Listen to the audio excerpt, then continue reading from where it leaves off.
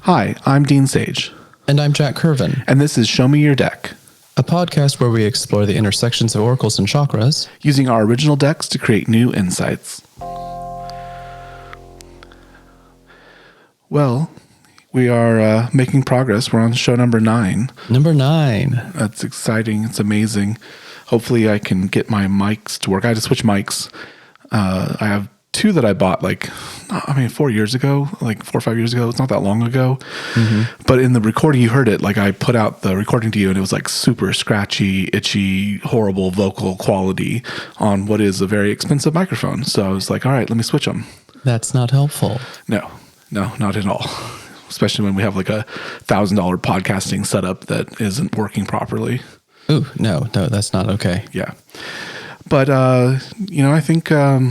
I think we're getting a little rhythm. I think we're getting to it.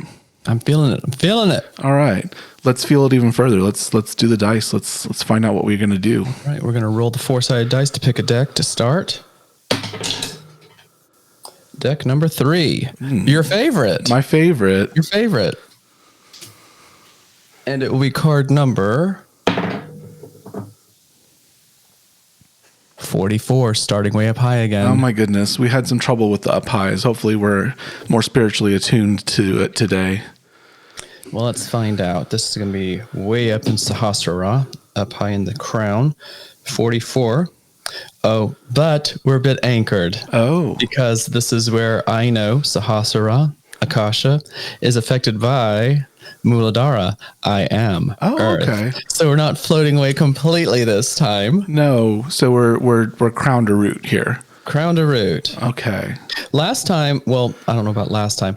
In one of the recent episodes, we had the inversion of this, which was number 7. It's when I am is affected by I know. So it's when Earth is affected by Akasha. So that one was the one that used the image of an obelisk. This one, yes, if I remember correctly, is using a cathedral. Oh. So we haven't really talked about this because in your book, every element touches itself and the others twice. Mm-hmm.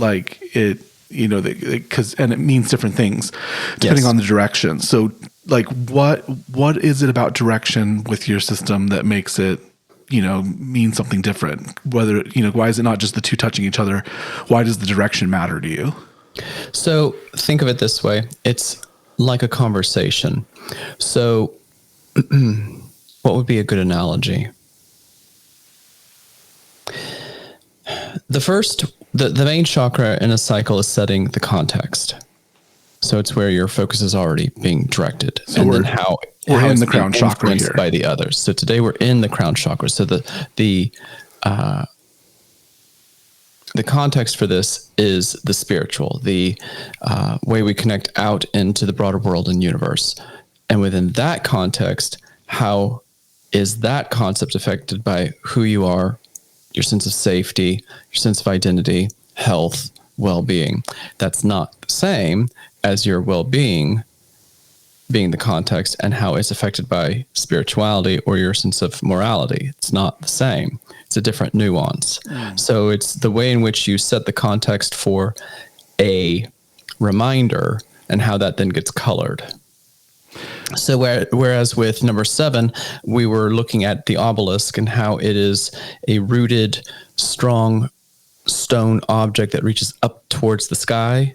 This is already being in the sky and trying not to float away and being pulled back down. So whereas in 7, you're on the ground aspiring towards the heights. In this one, you're already up at the heights, and we have to make sure you don't disappear into La La Land. We have to anchor back down. So this is a cathedral like Notre Dame, the flying buttresses, the impossible stonework levitated above your head. Yes, exactly. Okay. So on the one hand, those Gothic cathedrals in particular have the pointed arches in order to specifically pull your eyes up towards heaven.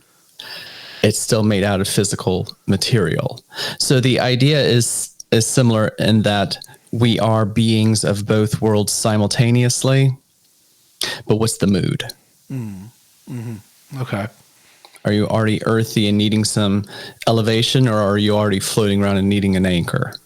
So in this case, we're floating around and needing an anchor. Yes. Okay. And the reminder, the image from the book is the cathedral and how truth's foundations are found, and plays on word like that. How we ourselves are the sacred space. All right, so we're in the crown, we're connected to the universe as a whole, but we're still anchored within ourselves. So there's a connection of those two. When everything's in balance, those two are deeply connected, and energy's flowing both up and down through the chakral systems. Yeah, it's almost like a Mobius strip. You can't even tell where it begins and ends, and it's revolving around itself and never ending, and radial symmetry, but not necessarily completely. There's balance, but not necessarily symmetry, if that makes sense. Well, it's an interesting connection too, because it's the selflessness talking to the self. Yeah. Right. And it's the understanding, the nirvana state talking to the, root state, which is the, just like you have it, I am. This is that very core being. And it's almost an impossible connection, because how can both be true at the same time? And then, of course, that's how Buddhists get into their different thinkings about such a subject. Yeah. And if you actually believe in the eternity and the omnipresence of the divine, then really you have to admit that there's no separation between them anyway. It's an interesting combination of being in yourself and yet being part of the cosmic ocean, the great other, the connectedness. Yeah. So with that one reading where we just couldn't get an anchor, we're starting with one today. That's good. Because I was feeling a little unanchored. We had some technical problems getting on the show, and now we're here. But it took us, I think, 5 minutes to get your microphone to work? Yeah.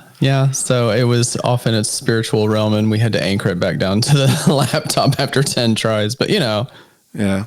Turn it off, turn it back on again. Unplug it, plug it back in, which is kind of like a metaphor for my spirit lately. Yeah, I can relate to that. All right, so we've got our framework. It's the whole rainbow bridge is kind of happening all at once for us here, but with the context of the crown. So I think we're going to be more focused on connections, on nirvana, on understanding. So at this without point, losing yourself. So I think there's a very personalness to this reading, to this reminder that you're a rainbow being, but this maybe is a message for you to stay grounded as you do your connections. So I'm gonna pull from my deck. Let's just see what we got going on today. Oh, okay. We got one. It's like catching a fish. The Four of Flames. For now, dance in the light of your achievement. Okay. Read that again. For now, dance in the light of your achievement. Okay. So for me, this is the flames. It's the solar plexus chakra, fire, which I think is that fire in your system too? Are we both fire there? Okay. Yes. This is the element of fire, and this is the Four of Flames is also the Four of Wands in the tarot deck, and it speaks to sort of setting 4 posts in the ground, and you have this defined area, and you've achieved something, you've reached a goal. It's not the end goal, it's not the final goal, but it's sort of where you are now, and you can enjoy that. You can celebrate that. Okay. All right. So it's interesting that we kind of went to the middle chakras here. Something about celebration. This is very balanced today. Very. So it's almost a reminder to celebrate balance, to celebrate your connection. My impression of this is that the reading is so much clearer than the last time we tried to have one of these conversations. The last one was so nebulous, and now, as a contrast, this one is so specific and almost literal. Very much so. If I remember correctly, one of the lines in the haiku for number 44, 49 is spires aspire. Aspire is a physical object, but it's reaching towards the sky. So spires and aspire and how they interconnect with each other. And here you're talking about an action, which may or may not result in a physical, tangible object, but still something literal, and the way in which you The way in which you conceive it, understand it, reflect upon it. So whatever it is you've done exists not only in this world, but also in your mind, and is extending out its influence into the world. So it's almost like the two cards are like shaking hands and about to sit down and have tea. Well, there's also a pause to my card, the for now part. There's an accomplishment, and it's okay to stop and, celebrate that. Yeah, come back to balance. All right, so we are connected. We now have fire. Fire is motion, is energy. Action. The body moves from this point where the heart is the middle of the chakra system. The solar plexus is really the middle of the body. Mm-hmm. All actions, breathing, everything takes place from that part of our It all emanates from the core. Yeah, all emanates from the core. Without that, you would slump over anytime you tried to do anything. You wouldn't have any form. So I'm hearing that as much as you're balanced, you need to recognize your power, your energy, your ability to create, your ability to change, your ability to do good work even. Mm-hmm. And the ability to move from stillness into dynamic action, back and forth, remaining nimble in your body and your mind and your spirit and your intentions, and allowing situations to simply be what they are. I'm almost seeing the image of like a martial arts master. Oh yeah, I can see that. Very, very connected, very balanced, very still. And yet so dynamic inside. Able to take those dynamic, explosive actions and then come back to rest almost immediately.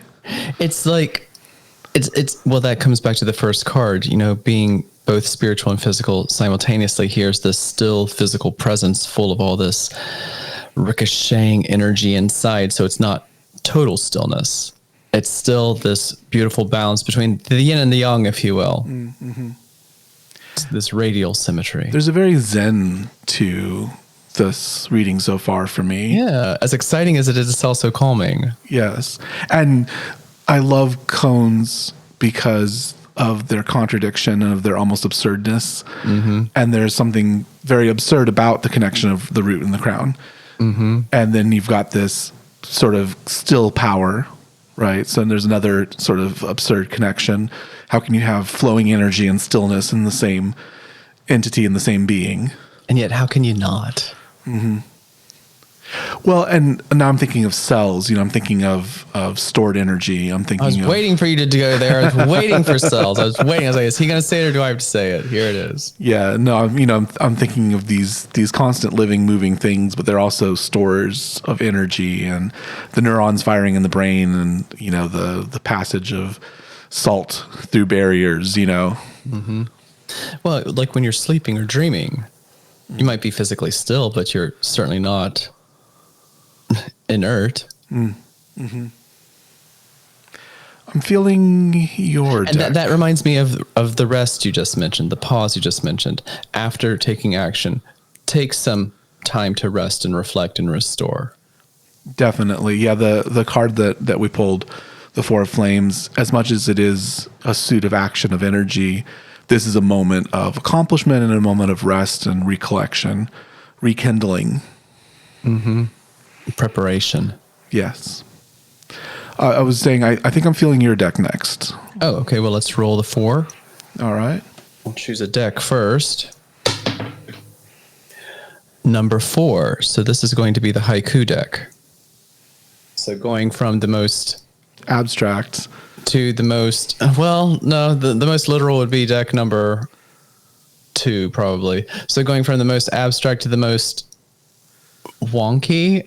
Well, the abstract deck is also a very grounded deck because it's just pure, I can't think of the word. It's pure entrenchment in your self and being and you, it's true projection. Like it's true, complete involvement. Like you just have something to respond to and it's a visceral, core level response that you have. And then the haiku deck is extremely intellectual. Yeah. Which is actually kind of interesting because that kind of goes from the root to the crown right here. Exactly. Doesn't it? So it's taking everything you just described and then setting it to a metaphor. So let's find out what the metaphor is going to be. Oh, wow. 48. We're staying way up high.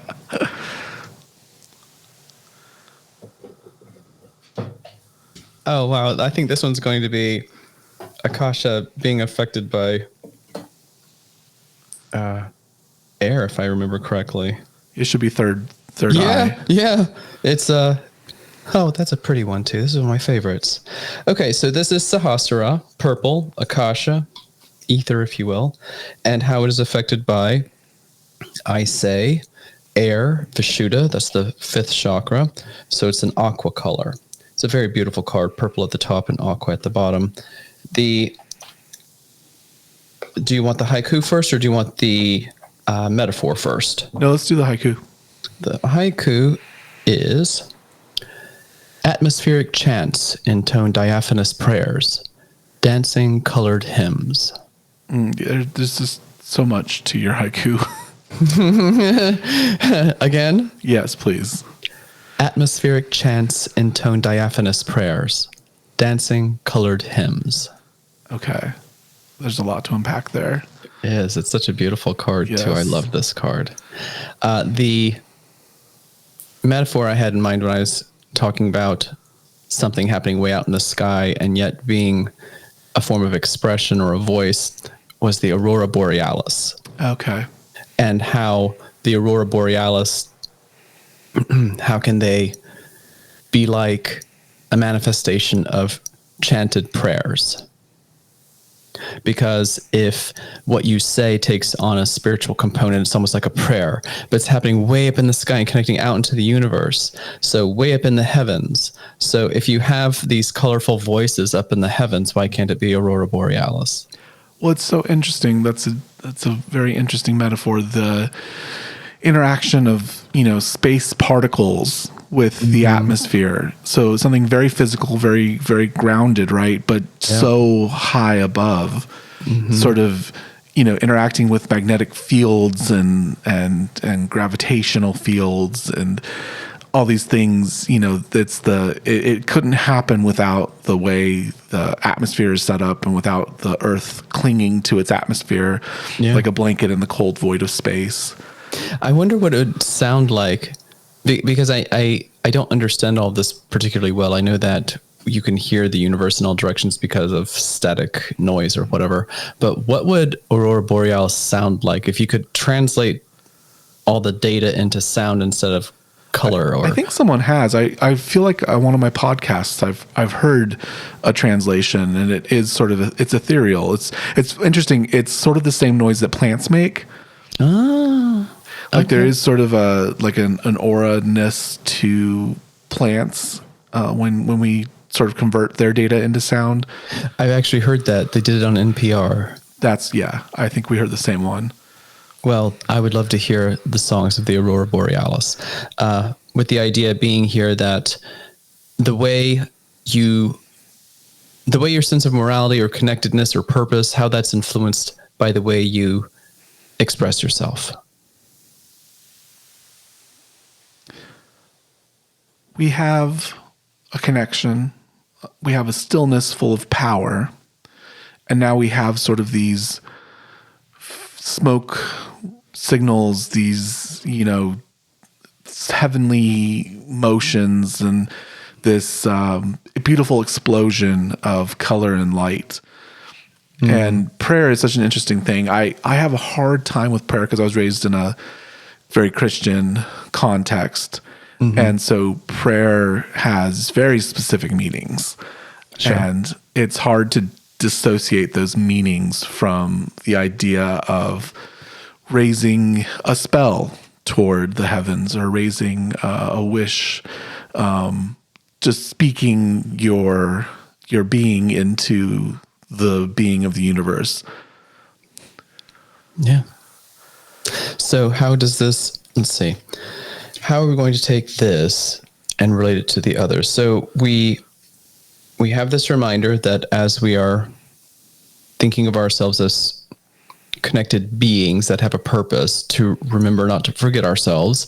And in the midst of our accomplishments to pause, reflect upon what we've done. Okay, all right. So if we're taking a pause to reflect upon what we've done, maybe this is a moment of expressing gratitude for having had the capacity and the ability and the opportunity to accomplish something. Well, going back to like kind of that martial arts master metaphor that we were using, like you are paused in your journey with the Four of Flames. Like your journey is paused. You've reached a stopping point. But like I have dance on my card and you have dance on your card. And there is a movement, there is, you know, an energy flow to that. And so it's almost as if the dance is the praise, is the celebration, and that energy from the ground rises up into the heavens. Well, this reminds me of what we were just saying about what would Aurora Borealis sound like. What if dancing or prayer or chants or pausing or meditating or doing, what if all of this is just data and it's all the same story or the same concept being expressed in these different quote unquote languages? Well, you have the idea that math is a universal language of the universe, that it's the way to describe things that are indescribable. And math is just data processed, data understood in different ways.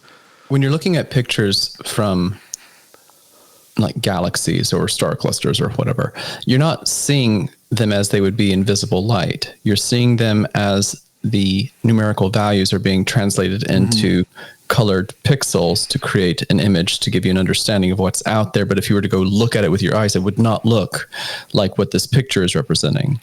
And in this way, whatever you're dancing or speaking or praying or contemplating, it's really all coming from you. And these are just ways in which to interpret this quote unquote data. I have the image of an intergalactic void where you can see like the Andromeda galaxy out there. You can see the Milky Way. You can see the galaxies, but you're in an isolated intergalactic space. And that's kind of how it feels to me to be root and crown connected, because you are at one point a completely isolated individual. No one else can understand your experience. No one else can see through your eyes, feel through your feelings, you know, are not in your body and your chemicals and your reactions and interactions and your bias and all these things that kind of come together to make you are very unique, unrepeatable, and absolutely, singular, right? Like a singularity. And then at the same time, you're connected to a cosmic ocean, to a great other, to God, to your higher self, you know, whatever it is that you conceive of being beyond yourself.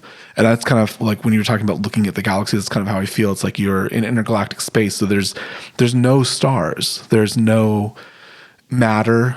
You know, there's a slight amount of density, right? Because the universe does have a size, right? It has a size, it has a shape. But you are between the stars where you can see in, you know, giant clusters of them in these beautiful nebulas, these almost their own aurora.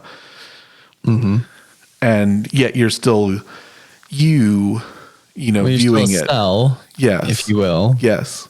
And yet you're still moving around in the bloodstream of reality. So even in these voids, there's still dark matter, there's still dark energy with all that, whatever that ends up being. So you look at these entities that are galaxies or individual people, but if you look at that data through a different frequency or interpret the numbers to come out as different colors or what have you, suddenly it would all look like a wash of white. Everything would disappear because everything is everywhere all at once, and yet everything is also singular.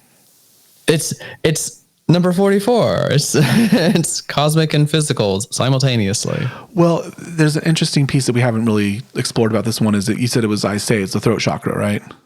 Yes. So we haven't really covered like the spoken part of this, which is where the prayers come from in your haiku. But there is sort of a externalization one of the few ways that we have of externalizing our experience ourself is through language. And we talked about math as a language, sign language, vocal, actual, vocal processing for those that are, able to speak and hear. It's an externalization of ourselves. And it's interesting because poetry is what you chose, in the haiku form in particular. And that is an expression and an attempt to touch on the ethereal in a way that, common language may not be able to. At least not concisely. Which is one of the reasons I chose haiku, is the forced economy of language. You do like to restrict yourself, and that's something for a podcast, I think, of a different day. But yeah. Well, the reason I do that is because if I don't create those parameters for myself, I'll start, never stop. And I know that about myself. So I try to give myself rules and structures. And the universe kind of does the same thing for itself when you really think about it. Going back to the crown, it defines itself. We don't know what dark energy and dark matter are, but they're there, and they have probably the biggest effect on the shape of the universe. Yeah. The universe itself restricts its shape. It restricts its size just based on the amount of gravity, the amount of energy contained within it. So something which is infinite is also bounded. It's interesting because, and I don't have any idea how they calculate all this, but my understanding is that taken all together, there is not enough matter and energy in this universe to explain the amount of gravity it takes to hold it all together. And that is visible, where not enough visible matter, visible energy that we can interact with. And that's why we're presuming there must be something 96% of everything that we can't interact with that's got the strength to hold it all together. Well, what's interesting about it to me, I've always been fascinated by dark matter, is that gravity seems to transcend whatever barrier is preventing us from. And when we say see, obviously we mean in very digital senses and in various complex measurement ways.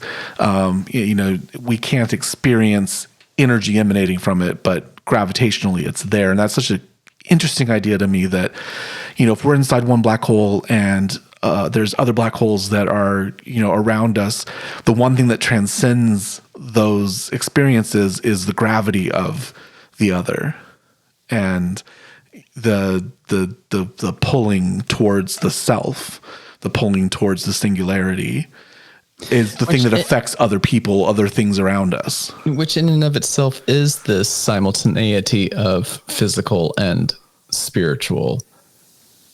Even that concept you were just talking about, gravity, I suppose, would be the purple in this card, and the physical matter would be the red in this card. But the number 7 and number 44 are two of my favorites because of this complexity and the way in which it becomes such a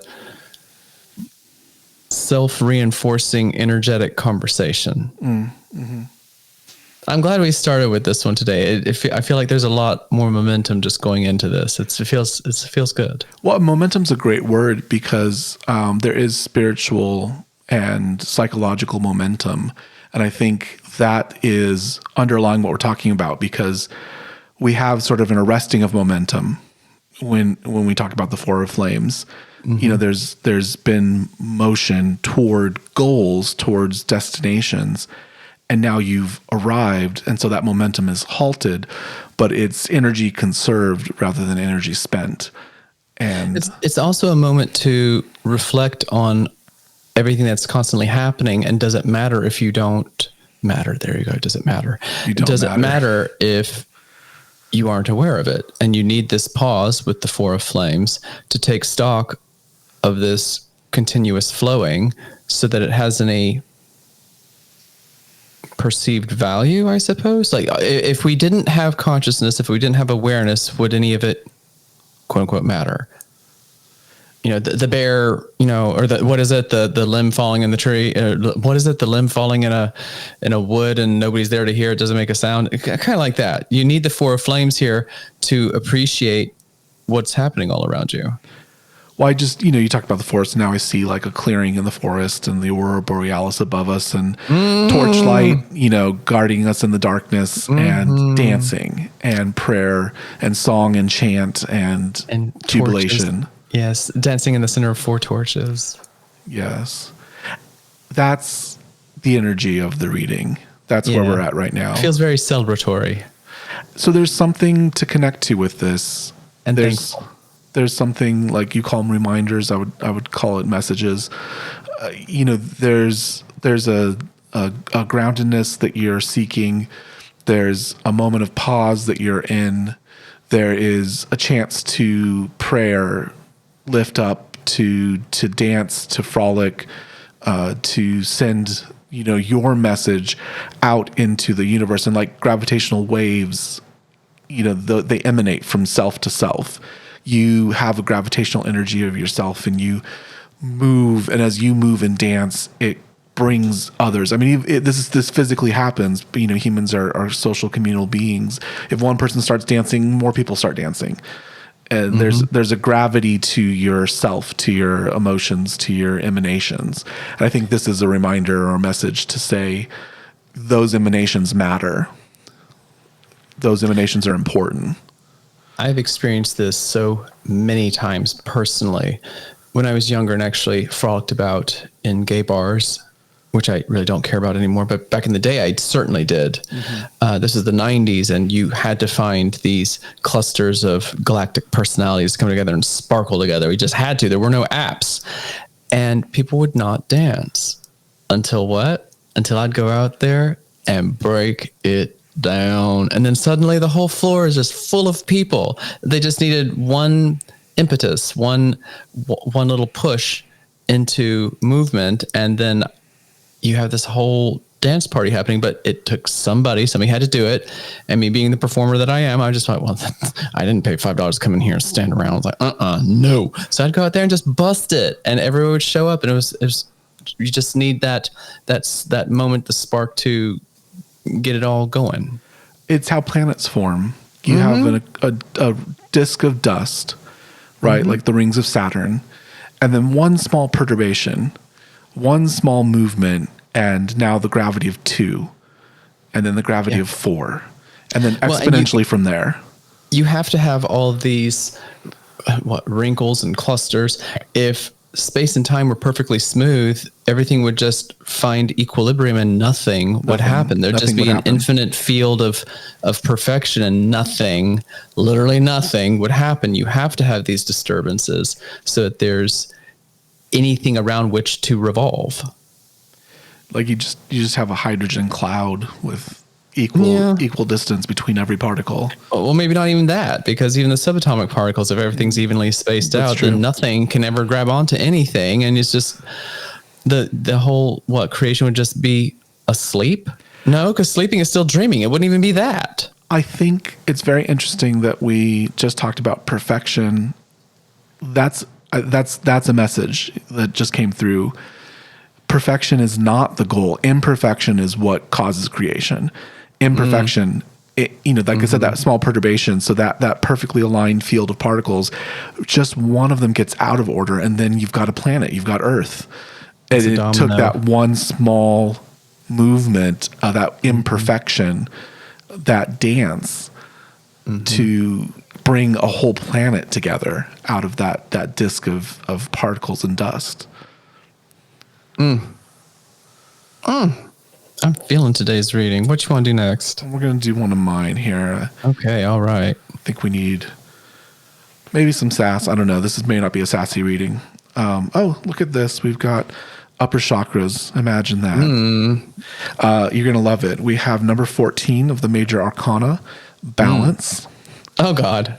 Come on through. What was still is, but what will be is still coming.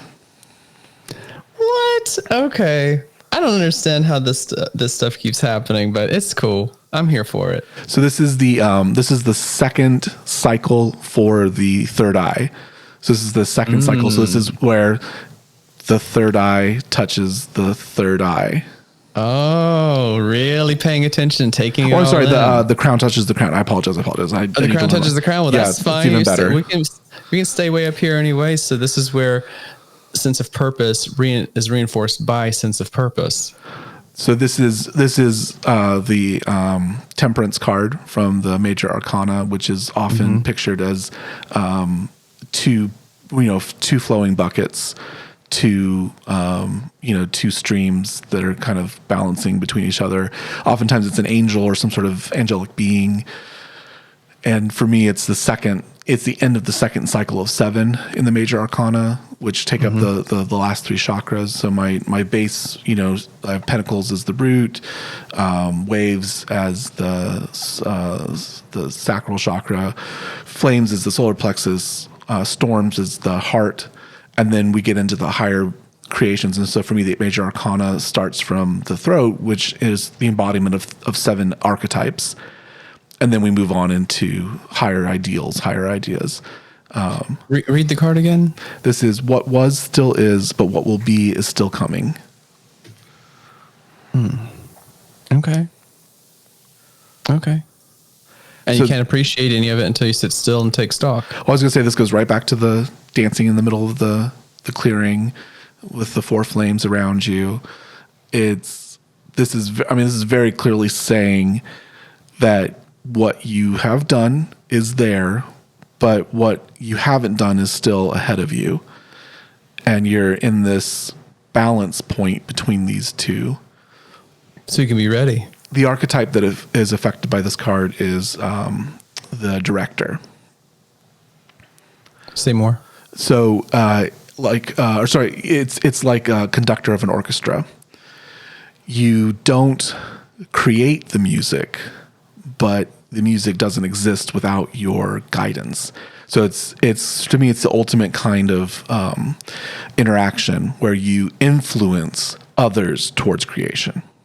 And then this is that same character coming around again, but this time with these ideas, these sort of actions they take. So for me, this isn't balance in a passive sense, right? This is balance as a declaration, a command.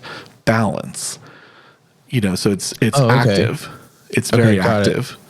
So balance with an exclamation point after it. Yes. Balance. So we started with a balanced chakra, right? We started with the root and the crown.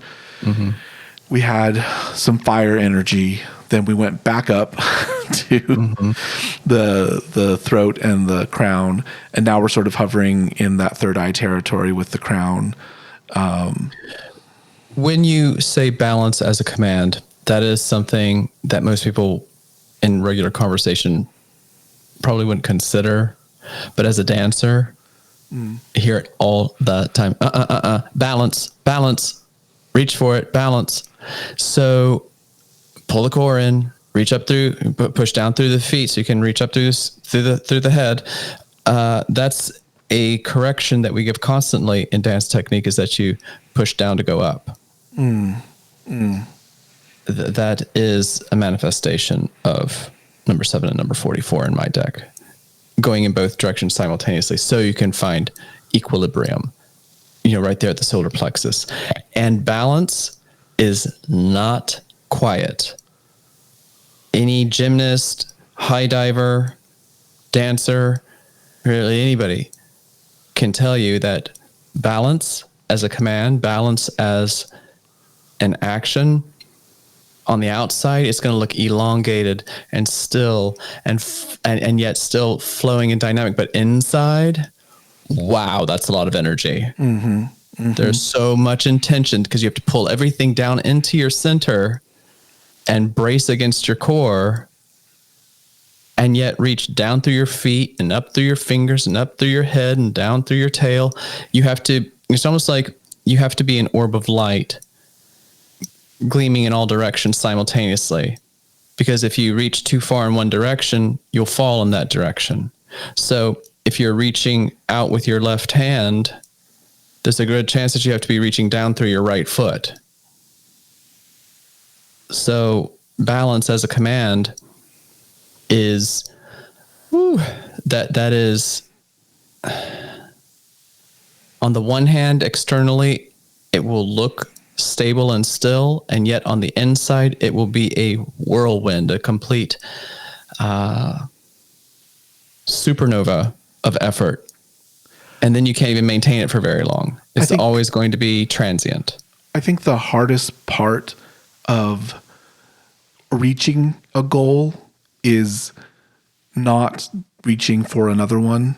I think the hardest part of progression is the stillness after accomplishment. Mm-hmm. And I'm thinking of like addiction right now. There's a very activeness to addiction. There's a seeking out of it, mm-hmm. and a trying to grab, to fill, to summon, to there's an actionness to it. There's a drive toward it, and it stems from something that is unstable within you, that you're trying to medicate or trying to overwhelm or trying to drown. You're doing something to try to overcome something else. So there's this constant activity to it, just constant activity to it. And I think one of the things that makes sobriety really hard on people is that there's a stillness to it. Mm-hmm. Tomorrow, as we record this, it's we're coming to the end of the 2024 Olympics. And Simone Biles, the GOAT, greatest of all time, no question. She was asked after winning the gold for I think it was the all around for the second time, the only person that's done that or something. She set so many records, it's hard to keep them all straight. But somebody asked her what's next, and she was not having it. Her response was, "Don't ask me that. Just let us celebrate the moment that we've been working for our whole lives." I was just like, Well, there is such a bias towards motion. I think that's what I'm really hearing for all of you out there listening. There's a bias towards motion. There's a bias towards drive. There's a bias toward action. And we cannot overcome that. We cannot, relish in that if we're also to have stillness, and we're also to have moments of understanding and moments of self-reflection and moments of prayer for our own selves, and using that energy like gravity. It's to collect ourselves, but that collection, that stillness, that martial arts master has that effect on everything around them as well. And so, that bias towards drive, it's hard because when you reach your goal, you just immediately feel like, okay, what do I have to do next? And at no point do you think, let me just stop and be here. So I think that's what I'm hearing is like, stop, be there, and then balance, like you talked about, is an active thing. It's not a passive thing. And you have to, like you said, go down to go up. You have to have an active sense of balancing these things. So there's, I'm almost hearing like, stop trying to find the next thing. You need to be able to be stable in the thing that you've got. Yeah, you just finished something. Recenter, refocus, be ready, be thankful in the meantime. And you mentioned addiction. It may not even be your own addiction that's pushing you forward. This was external pressure towards Simone Biles. Well, what's next? It's like, why can't you just let me be still in this clearing and dance inside these 4 torches? Just chill. Let me chill. Stop pushing me forward. Yeah, there is such a directional motivation to at least Western culture. I don't know how much that affects other cultures, but obviously our context, there's a sense that it must always be motion. I work in the corporate healthcare world, and I was reviewing last year's numbers, and of course the question's always, what's the effect of this year? What's the effect of next quarter? What's the effect of the month? And the idea that you have to have constant growth, you have to have constant movement in order to be successful. Well, but constant growth is cancer. Which is actually, funnily, ironically, what we treat. Oh, yeah. Okay. All right. What are we closing with? We're going to close with mine. All right. I've got a little tickle in my third eye that's saying we've got more to say here. Oh, we're going to take the very bottom of the deck. That's interesting. Oh, okay. Okay, so this would have been the shadow card if I had done a reading. Oh my goodness. We are number 19 of 21 in the major arcana, a joyfulness. With eyes now open, the truth brings joy. Okay. I'm here for it. This is the sun card in the tarot. For me, it's a progression. The last 7 is almost like a story. And you go through the tower, you go through calamity, and then you kind of collect the pieces of the rubble. And then you go through the moon card, which is about intuition. And in the dark, you don't have your eyes anymore. You can only, rely upon your intuition, upon your senses. And then you come out of that cave into the bright light. And it's now that your eyes are open, the truth brings joy. And what's interesting to this card, I think this came up before, but I wrote this card in a very bad period of my life. Read it again. With eyes now open, the truth brings joy. And the truth that I was facing was not a happy truth, wasn't in a sense a joyful truth, but it was a truth. And I was kind of having to tell myself, no, there is a joyfulness to the truth, even if it's a hard truth.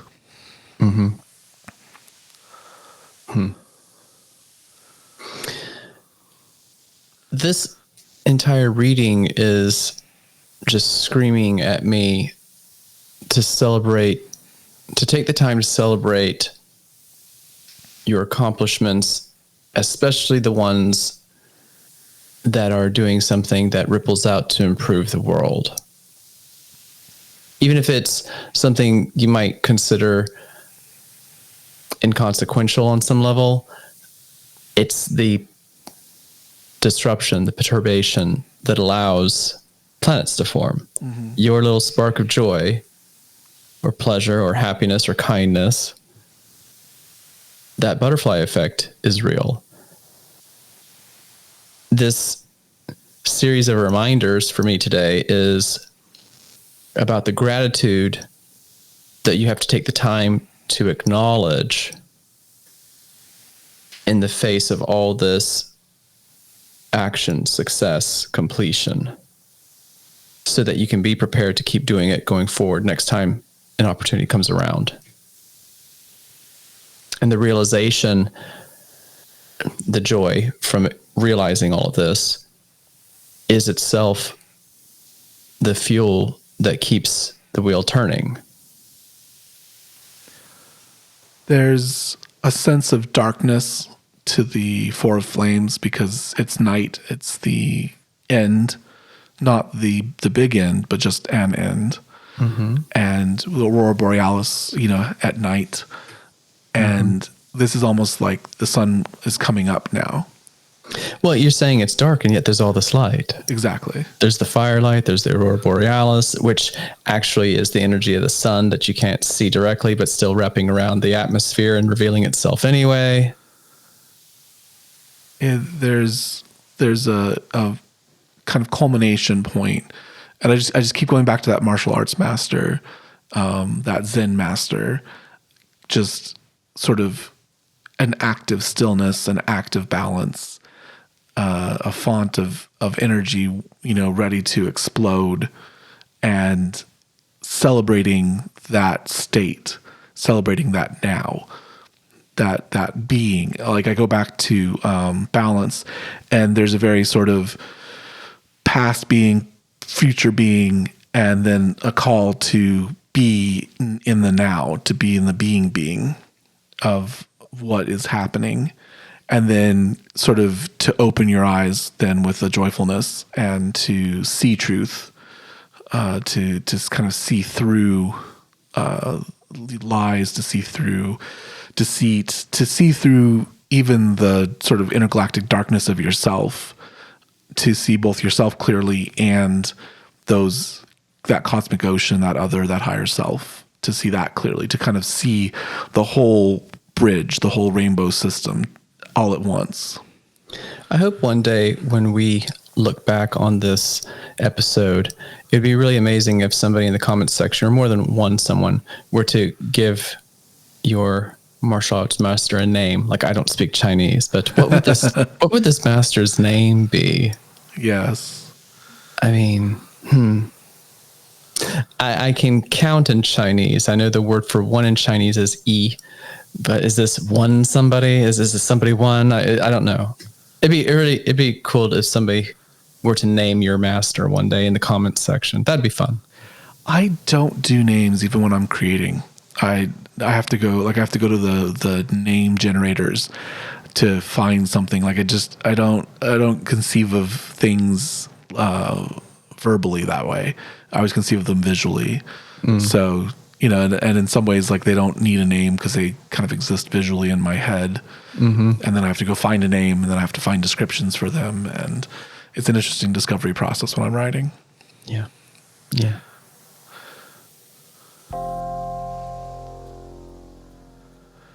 So this is episode 9. We're still doing previews of our members only feed that will start in another episode. So we've got one more of these, and then we'll see if people are willing to give us like $1 or something to get access to this segment, which is where we talk about our personal feelings about the reading, like how it relates to our personal lives.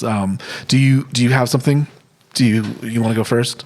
Well, I would like to acknowledge that for the first time in a few episodes, I didn't break that wall before we got to it. Yes, I'm very proud of you. I thought you were going to do it for a moment there. I know, I held back. I could see it on your face. I was like, oh my God, no, hold back. So the class I've been mentioning for a few episodes debuted last weekend. And it was marvelous. Oh. This is just marvelous. I did it on 2 different days to see which would be better attended. And we will be doing Saturdays going forward. And I went into Saturday with so much fear because the structure of the class depends entirely on chance systems. So I do not know what we're going to do. I cannot know. There is no way for me to even guess. So I created lots of different structures so that we don't fall over cliffs, but I don't know which structures are going to come up at any given moment, and I don't know how they might fit together or not. And I just have to trust that it will create its own context and make any kind of sense. And by the end of Saturday, I was like, oh, this is fine. This is fine. Everybody was it was like all these adults were laughing and giggling and playing around on the floor. It's like, mission accomplished. And then Sunday was like, walk in the park. And in terms of the reading, the class itself has a form. It has a pattern. There's an opening structure. There's the process for selecting which 2 modules we're going to do that day. There's a sharing section. And then I invite people to go have a meal afterwards. So it has a form. It exists. It has its little identity. It has its restrictions. Which is rather like the I am, the Muladhara function of the class. And yet there's this ethereal quality to it that it will not exist. Coming back to the card that you had about, balance what has been, and what's coming isn't here yet, or something to that effect. What was still is, but what will be is still coming. Yes, exactly. So I know roughly what will happen within the structure, but there's this trust that I have to have in the ephemeral part of the class, which creates itself as it goes. And yet once they do something, that context continues forward into whatever happens next. And the cards today just felt like this big, huge affirmation of all the effort I put into creating the structure. And in that way, it has its form, but it's the experience each time that gives it its spirit. And the conversations that come about because of it, and the interplay, and it is play, the interplay happening between the participants. It's almost like the reading today was congratulating me. It's I like nice. that. I like It's an that. affirmation. Well, the one thing I haven't heard though is stillness yet. Where's your personal stillness now that this has happened? I don't have to create anything else. It will just keep perpetuating itself, and I can just sit here and look forward to the next session, and I don't need to do anything else to prepare for it. I've already done that work, and I can sit here in this circle of torchlight and know that it will take care of itself. Whatever's coming will come. Well, what's interesting to me is that you're very much the director in these exercises, these play exercises that you're creating, and you're allowing the chance of the universe to guide you, and at the same time you're guiding others, but you can't drag them along. I mean, you could, but you're not. It would disrupt the whole purpose. So this is a collaboration. I will set these structures and these concepts, but the context, the sequence, the very appearance has everything to do with the participants themselves and the chant system that's in place. Because sure, there's the chant system, but then there's the various combinations of personalities of the people who are there to interact with that chant system. So I say that there's 100 different combinations, but that's not actually true, because then you have all the combinations that permeate the system by way of the people who show up to do it. Well, you have your stellar mass, right? Your gravitational field, which is drawing others to you. But like the third body problem, there is a balance that occurs, right? Going back to balance, there's a balance that occurs that's almost indescribable mathematically. This is like one of the fascinating things about math and the universe to me, is that we've seen it. We know that it occurs within the solar system.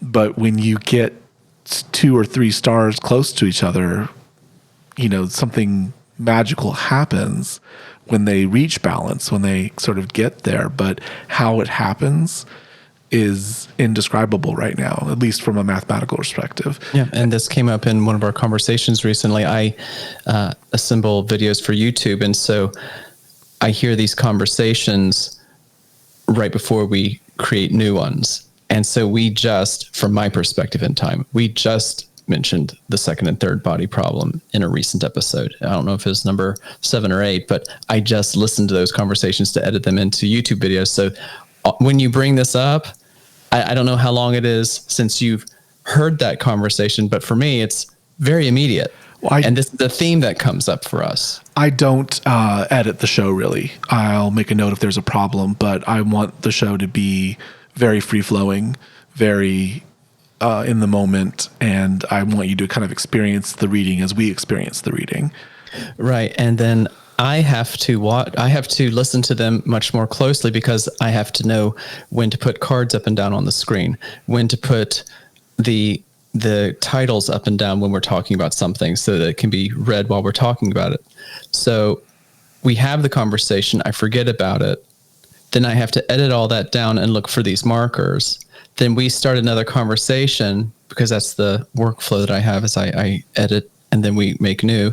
And so whatever we talked about in the past is fresh in my mind. Then you'll bring it up again. I'm like, oh, this is immediate. This is so fresh. And you're like, what are you talking about? It's like, no, we just said that. It's like, it's been weeks or months. Well, but we just did that. People will probably binge once they find us. We would hope that you binge. And well, if you're binging, welcome. You are among others. But yeah, it's kind of interesting. Of course, I'm sounding like a broken record, maybe too, at the same time. Well, I mean, we don't hover on topics to that extent. It's just interesting that as a concept, it's come up again. Third body. Well, they're in your creation, in what you've done. You're the stellar body, and the people coming in are these accretion discs, and then the play that you allow to happen. But you're also, your gravity, like your scope, your definition is driving them. Your authority in the creation of the space is defining their pathways. So you're you're creating the opportunities for them to coalesce and to through perturbations, through interaction, allowing their gravities to interact. And there's a very interesting stellar dance happening. It's an interesting balance between, balance, here we go. It's an interesting balance between creator, coordinator, and curator. So I had to create the structure. I have to coordinate everything so people don't just wreck into each other. And I have to curate and guide while still allowing it to feel like freeform play. I think on some level, I hate to think about it, and I always make the joke that I'd be a terrible parent, but I actually think I'd be a really good one. Oh no, you'd be a wonderful parent. You just don't want kids. No, I don't. I'm content with cats and students. I mean, cats are children in their own way. Yeah. And students are children in their own way too. Yeah. You just don't want the little poopy diapers and the. No, God, it's enough to do with a litter box. Well, I take a very rooted look at this. I've had trouble with employment. I've gone through 3 jobs in about 2 years, and it was not an easy road for me. Losing your job obviously is never, I think, easy unless you've got, buku savings and you're wonderful at that, which I am not. And there was a real loss of self that happened because the rug was pulled out from me on the first loss, and it just kind of came out of nowhere, and it really made me question me. It made me question myself. It's oddly, when I was writing this deck, when I was creating this deck, I was also struggling with a sense of self. So it's interesting that the creation that kind of came out of that time is now reminding me to, celebrate where I am, which is in a stable place. I am in a stable place. I am married. I have a home. I have a job. I have babies. I have fur babies, yes, which actually haven't even bothered me yet. I think they're up asleep with my spouse. Mm-hmm. So there is a sense of accomplishment, of stillness, and I haven't done anything else creatively in a while. I am playing Dungeons and Dragons, so I've done a little bit of writing there, but that's more collaborative writing, which is, a lot different than trying to create like a book or something. And I've got ideas for journals and workbooks and things to do with tarot. But I always feel guilty for not working on the next creation, for not working creatively on something. There's always this sort of guilt that hangs out with me. And it comes back, the reason I brought up the jobs is it kind of comes back to that as well. As I'm always guilty if I'm not doing something at work that has external meaning or, external validation. And it's a good kind of validation and reminder of like, I am okay. I have created, I have, achieved. And now it's okay to sit with that stillness, and it's okay to enjoy that stillness. And there's still a lot of power. There's still a lot of things, but I have to stop and celebrate it. I have to stop and be thankful for it in order to mark it on the journey. And when the time is ready, when, gravity shifts, when the energies start to flow again, I'll have more creative work to be done. Well, but you're doing it right now. You did this colossal amount of work creating your deck and the book that accompanies it, and they are tools. And you don't need to create any more tools right now. Now you're just using the tools, and that in and of itself is creative. It's a very hard thing for my brain to process. It's at work, if I don't feel like I change something or improve something, I don't feel like I worked that day. And yet there's so much groundwork. Like I spent 3 days wrangling a spreadsheet that's important. It's very important. The data there is going to help to create change and balance at what I do. And it's just hard. It's hard for me to kind of sit in stillness. And that's why I really, this reading speaks to me, and that is that, it's a command to balance. And it's hard too, because I work an hour away from where I live. So I'm in the car for 2 hours, sometimes 2.5 hours with traffic. And then I work for 8-ish hours a day. And it's hard to find balance when I come home. Sometimes I get home and then we've got to run to the store. And by the time I get to a settled place, it's almost time to take my pills and go to bed. And it's hard to find balance between things in that. Okay. Well, just a reminder, a shift in perspective here. Remember what I said, balance has the appearance of being still, but inside is roaring, chaotic, dynamic, structured, constant flow. So perhaps you're thinking about balance, I don't know, from some kind of a meditative, or not meditative, but some kind of martial arts master stillness on the outside. And maybe that's not what balance looks like in your broader circumstances right now. You have a home, you have a marriage, you have a family, and that is a form of balance. And it's not going to be still. It's going to require lots of effort to maintain it. So maybe give yourself the grace of understanding that you actually are experiencing balance, and running errands is just part of it. It's true. It's very true. And there's an activeness even in the dance and the celebration. I think that's what's missing is that celebration. I think that if you view the work of balance as work, then it will be detrimental. But if you view the work of balance, as something spiritual and holistic and rooted, then it takes on a different flavor. And it has to do with the prayers and the celebrations that you offer for it.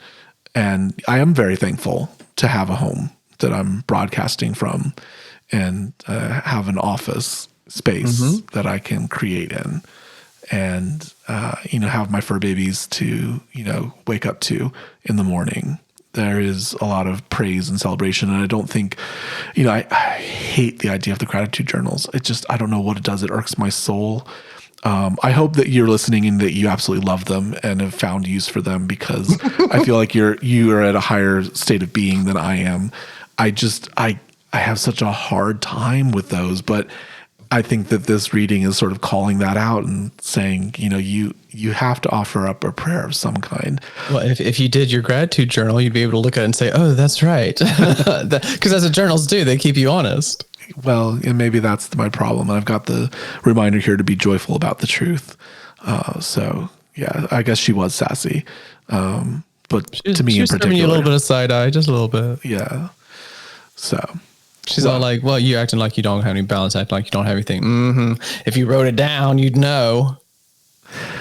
Oh, yes. Well, that is the purpose of my deck. So if you like and enjoy being called out by cards on the table, then that is my deck. That is what I do. They'll do it. We have a YouTube. We do have a YouTube. We have a YouTube. It is Your Deck on YouTube. And if you find us on our Transistor website, the link is right there. If you find us in your podcast directory, then you can just go to Your Deck on YouTube, and we'll have links on the showyourdeck.com website. But yeah, we have a YouTube, and we put our pretty colors and pretty cards on the screen for you to see. So if you are visual and enjoy that aspect of it, then you can find us on YouTube, and we have a podcast hosted there. And then if you just enjoy listening, we appreciate you, and you can consume us on your podcast player of choice. So thank you for being here, however you discovered us. And if you haven't discovered our YouTube, please go check it out. It's just it's nice to see the cards. We spent a lot of time on getting the visuals right. A lot of time. A lot. Many Saturday mornings staring at Photoshop together, saying, well, what if we moved this one pixel to the left? A lot. We have books. So if you like to support us and you aren't a member of the podcast, you can also support us by buying our books and buying our decks and using them in your life and sharing with us what that looks like for you. We're very interested in having you interact with our creations and share in that community. We love that. So you can get books and decks at showmeyourdeck.com, which is our main website. But Jack, how do we find you in other spaces to kind of communicate? My website is 49haiku.com, number 4, the number 9, HAIKU, 49haiku.com, or on Instagram, you can find me at 49haiku. And I am Dean Sage Media, where I am. I am on Instagram. There's also at your deck on Instagram. You can find us there. And sometimes I pop into the artist formerly known as Twitter. But that's seldom these days. And I have a Threads. I'm not sure if I'm going to use it, but I have it. There was a post that looked very, very interesting, and they only showed me half of it on Instagram. I was like, God damn it. I've got to go download an app now. So I did. I downloaded it. We'll see what happens. I refuse. We'll see what happens.